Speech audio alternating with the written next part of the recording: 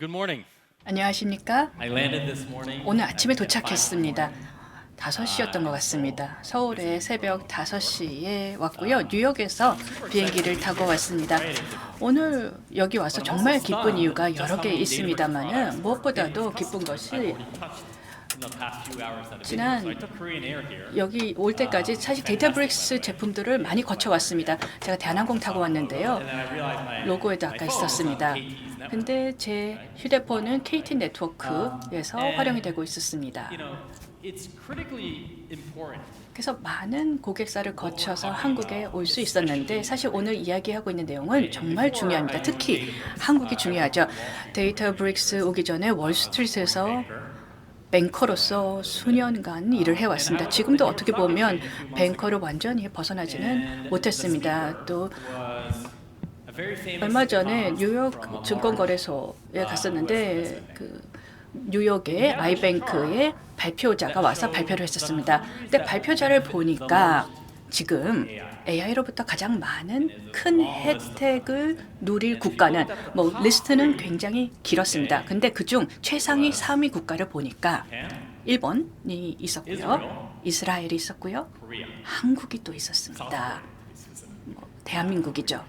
북한은 아닙니다. 왜 그럴까요? 왜 그런지 한번 생각해 보십시오. 왜 일본, 이스라엘, 대한민국일까요? 그래서 좀 이분하고 이야기를 해봤습니다. 이 3개국을 보게 되면 공통점이 있다라고 하시더라고요. 자원은 없고, 근데 지식은 풍부한 국가이다라는 것입니다. 그래서 역사적으로 제약이 되었던 부분, 즉 한국이 경험했던 부분이죠. 뭐 자원 부족이라든지 이런 과거의 경험은 이제는 더 이상 유효하지 않다. 더 이상 약점이 아니다라고 했다라는 것입니다. AI 시대에서는 더 이상 약점이 아닌 것입니다. 그래서 저는 한국이 미래다라고 생각을 합니다. 즉 이게 어떤 의미일까요? 지금 전 세계적으로 많은 일들이 일어나고 있죠. 특히 동아시아 무엇보다도 대한민국이 가장 먼저 주도하고 있는 부분이 있는데요. 어떻게 보면 이제 한국의 출산율을 보십시오. 동아시아는 다 그렇습니다. 그래서 대만, 중국, 일본, 한국 다 그렇습니다만은 출산율이 굉장히 낮습니다. 그런데 전 세계적으로 나타나는 현상이기도 합니다. 인구 통계학적으로 보게 되면 인구 통계학적인 위기다라고 할 수 있겠습니다. 인구 구성에 있어서 많은 위기를 직면하고 있습니다. 지금 데이터 인텔리전스 이야기하고 있는데 왜 인구 얘기를 하냐 하실 수 있겠습니다만은 2020년, 그러니까 5년 전입니다. 우선 1차 뭐 일본, 한국, 이태리, 서유럽, 중국과 같이 1단계 국가를 보게 되면 이미 인구가 정점을 찍었습니다. 그래서 이런 1차 단계에 진입한 국가들을 보게 되면 인구가 감소하고 있는 것을 볼 수 있습니다. 또 경제적으로 활동하고 있는 경제활동 인구를 보게 되면 경제활동 인구가 극적으로 낮아지고 있는 것을 볼 수 있습니다. 문제죠. 왜 이게 문제일까요? 왜냐하면 경제의 역사를 보시게 되면 대부분의 GDP 성장률은 그리고 대부분의 뭐 소득의 성장률, 소득의 증가율은 인구 성장에서 왔습니다. 사람이 많으면 구매도 많고 더 많은 물건을 생산해야 되고 더 많은 활동이 있습니다. 같은 그 맥킨지 보고서에서 나왔습니다만 굉장히 흥미로운 부분이 있습니다. 97년부터 2023년을 보게 되면 한국의 생산성 증가율을 보게 되면 어마어마하게 높습니다. 굉장히 번영하는 국가였습니다. 거의 4%였죠. 3.7%였고요. 중국에 이어서 두 번째 국가였습니다. 중국이죠. 예. 중국 다음이었습니다. 근데 지난 10년 동안 보게 되면 한국의 생산성 증가는 굉장히 낮은 것을 볼 수 있습니다. 2.3%죠. 아직도 높습니다만은 상당히 떨어졌습니다. 이 수치를 보시게 되면은 한국은 이런 인구 증가로 인해서 성장을 했습니다. 그리고 인구가 늘으면 또 생산성이 들어야 됩니다. 그래서 향후 상당 부분 성장을 해야 되는데 그래서 한국 인구 또는 한국의 생산 가능한 인구, 경제 활동 인구들이 100% 성장을 해야지만 지금까지 했던 성장, 생산성 증가를 유지할 수 있습니다. 생산성은 또 어마어마하게 중요합니다. 앞서서 전에 발표자께서 데이터브릭스가 가지고 있는 피처와 펑션에 대해서 말씀을 해주셨는데요. 하나로 요약해서 말씀을 드리자면 생산성입니다. 근데 한국의 기회는 어마어마합니다. 제가 뱅커라고 말씀을 드렸는데 한국 시장에 대한 가치 평가가 되겠습니다. 전 세계하고 비교했을 때 한국의 평가를 보게 되면 한국 같은 경우 전 세계적으로 가장 저평가된 주식 시장을 가지고 있습니다. 다 아실 것 같습니다. 그래서 price to book 주가 순 자산 비율로 지금 표시를 하고 있는데요. 한국이 가장 낮습니다. 그래서 한국을 만약에 대한민국을 앞서서 말씀드렸다시피 앞선 수준으로 생산성을 높이고 이 모든 국가의 한 평균치로 키울 수 있다면 한국은 2.5조 달러에 달하는 영향을 창출할 수 있습니다. 그래서 실제로 이것을 인구로 나누게 되면 여러분들이 7천만 불 정도 더 많은 부를 가져갈 수 있는 것입니다. 어마어마하죠. 그만큼 동기부여가 있다라고 생각합니다. 앞서서 일본, 한국, 이스라엘 3대 국가라고 했습니다. AI는 저희가 가지고 있는 굉장히 강력한 생산성 견인 도구입니다. 데이터브릭스야말로 저희가 가질 수 있는 가장 훌륭한 툴이고요. 여러분들이 이 생산성을 높일 수 있는 강력한 툴이 데이터브릭스라고 생각합니다. 여러분 하나하나 보실 필요는 없습니다만 모든 사람들이 생성형 AI를 하려고 하고 있죠. 저희가 설문조사를 해보니까 전 세계 기업 중 85%가 이미 생성형 AI를 하고 있습니다. 그런데 어떻게 보면 약간 챗GPT 가지고 이것저것 해보는 정도입니다. 그러나 모든 사람들이 AI를 하고자 하고 있고 또 생성형 AI를 시도하고 있습니다. 그러나 사람들이 창출하고 있는 가치는 지금 현재 현격히 낮습니다. 왜 그럴까요? 앞서서 저 발표자께서 AI가 데이터를 이해해야 된다라고 말씀을 해주셨습니다만은 또 이 외에도 기업을 전적으로 트랜스포메이션 하기 위해서 또 한국이 2.5조 달러 이상의 가치를 창출하기 위해서 기업들은 특정 패턴을 거쳐야 됩니다. 데이터브릭스 같은 경우는 전 세계에 12,000 고객이 있죠. 고객이 어마어마하게 많습니다.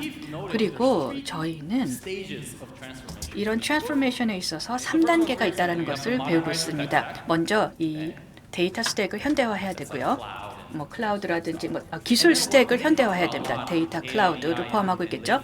그리고 AI, BI 등이 있습니다. 그리고 데이터를 조직에 걸쳐서 보편화시켜야 됩니다. 기술 쪽뿐만 아니라 실제로 현업에 있는 뱅커 또는 서플라이 체인 쪽, 마케팅 쪽 분들, 재무팀들 다 보편화를 해야 됩니다. 그래야지만 트랜스포메이션이 가능한 것이죠. 이런 단계를 거쳐서 저희가 달성하고자 하는 부분입니다. 데이터 인텔리전스를 보편화하는 것. 이래야지만 가장 중요한 자산들 그리고 여러분 기업이 가지고 있는 두 가지 자산, 데이터와 여러분의 사람들을 성장시킬 수 있습니다. 이게 다 좋습니다만 어떻게 할 수 있을까요? 어떻게 데이터브릭스가 우리를 도와줄 수 있느냐 고민을 하시겠죠. 아까 말씀드린 것처럼 12,000개가 넘는 고객들이 있다라고 말씀드렸고 포춘 500대 기업, 포춘지 선정 500대 기업 중에서 60% 이상이 데이터브릭스를 이미 사용하고 있습니다. 다양한 산업 부문에 거쳐서 이렇게 사용하고 있습니다. 그러다 보니 개인화, 기타 등등 이런 내용들이 들어가 있는 것으로 알고 있죠. 은행이나 금융 서비스 같은 경우는 자금 세탁 방지라든지 기타 등등이 있을 것입니다. 자, 12,000곳이 넘는 고객사 같은 경우 이 아까 말씀드렸던 성숙도 곡선이 계속 나타나고 있는 것입니다. 그러면은 우리 고객사들이 우리 플랫폼상에서 과연 무슨 작업을 하고 있는지 살펴보면요. 지금 하이 레벨로 한번 살펴보았습니다. 데이터브릭스를 활용을 해서 데이터브릭스의 데이터를 살펴보았는데요.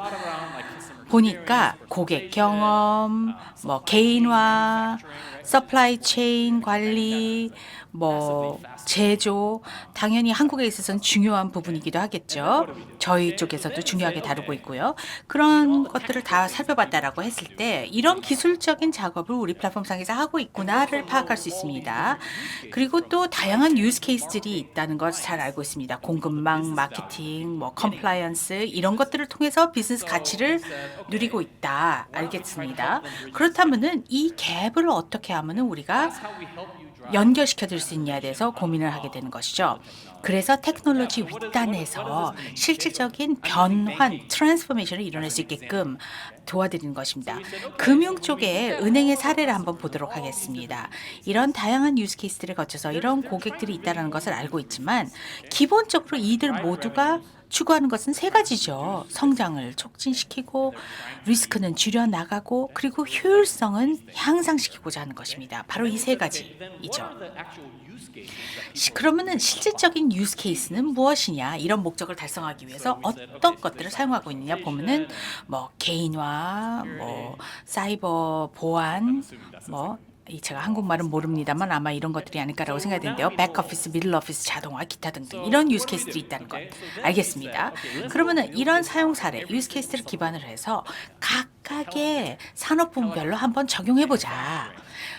의료, 뭐 금융 서비스, 제약, 전자, 제조, 공공부문 이런 다양한 버티컬별로 살펴보자라고 했었던 것입니다. 그런 다음에 무엇을 했느냐? 데모를 구축했고요. 커넥터도 구축했고 노트북도 만들고 솔루션 억셀러레이터 해가지고 특정 유스 케이스를 쉽게 적용할 수 있게끔 해드리는 이런 자산들을 만들어냈습니다. 그래서 이런 사용 사례들을 쉽게 반복적으로 활용할 수 있게끔 해드린 것입니다. 그로 인해서 가치를 창출하실 수 있게끔 해드린 것이죠. 저희 웹사이트에 가보시면은요. databricks.com에 가보시면은 솔루션 억셀러레이터를 보실 수 있습니다. 이런 컨텐츠들이 이미 거기에 많이 올라가 있습니다. 그래서 여러분께서 좀 쉽게 살펴보시고 데모도 보실 수 있게끔 AI, BI 관련돼 있는 부분 그리고 아까 닉 씨께서 보여주셨던 지니 익스피리언스 이런 것들이 매우 중요하게 다뤄질 수밖에 없는데 아무래도 실질적으로 AI가 어떤 것을 해주냐를 보여드릴 수 있다면 훨씬 더 좋겠죠. 그래서 그런 것들에 대한 데모들도 보여드릴 수 있습니다. 뭐 예를 들어서 경영진에게 이거를 보여드리고 싶다라고 하면은 사용하실 수 있게끔 저희 웹사이트에서 제공이 되고 있습니다. 무엇보다도 제가 강조해드리고 싶은 부분이 있다면은 이렇게 저희가 집단적으로 맞이하고 있는 큰 기회의 시점에 와 있습니다. 인류의 경제 역사상 정말 최초라고 생각이 되는데요. 앞으로 5년, 10년간 가장 번영을 이뤄낼 수 있을 만한 시간을 맞이하고 있다고 봅니다. 왜 그러냐? AI가 생산성을 그만큼 크게 향상해 줄 수 있는데 그 도구를 많은 사람들에게 이제 보편화 형태로 전달해 드리기 때문에 생산성을 크게 개선시킬 수 있고 그래서 인구 통계학적으로 저희가 맞이하고 있는 위기를 잘 극복할 수 있게끔 해준다라고 저희는 믿고 있습니다. 여러분들이 작업하시고 있는 부분들 정말 중요합니다. 여러분의 CEO만큼이나 중요한 역할을 담당하고 계신 분들이 이 자리에 계십니다. 생산성을 다시 한번 볼까요? 아까 말씀드렸다시피 정말 많은 고객사들이 글로벌하게 있습니다. 근데 저희가 서베이도 많이 하고 벤치마킹 작업도 많이 합니다. 이런 작업을 하는 이유는 얼만큼의 생산성 향상이 이루어지고 있는지 확인하고자 하는 것이죠. 데이터브릭스를 사용하는 평균 유저 입장에서 아마도 100만 명이 넘을 거라고 생각이 됩니다만 그 유저들 중에서 8%나 생산성 향상을 누리고 있다라고 대답을 해주고 있습니다. 레이크플로우와 아까 들으셨던 기타 등등들 때문에 이것이 이루어지게 되겠죠. 그런데 비즈니스 리더들 같은 경우 저희 고객사 중에서 최대 규모 고객 중에 하나가 7천 명이 넘는 monthly active user들이 있는데 그들이 테크니컬하지 않다는 것입니다. 7천 명이 코딩도 못하고 기술 배경이 없는 사람들입니다. 그런데 비즈니스 리더들이죠.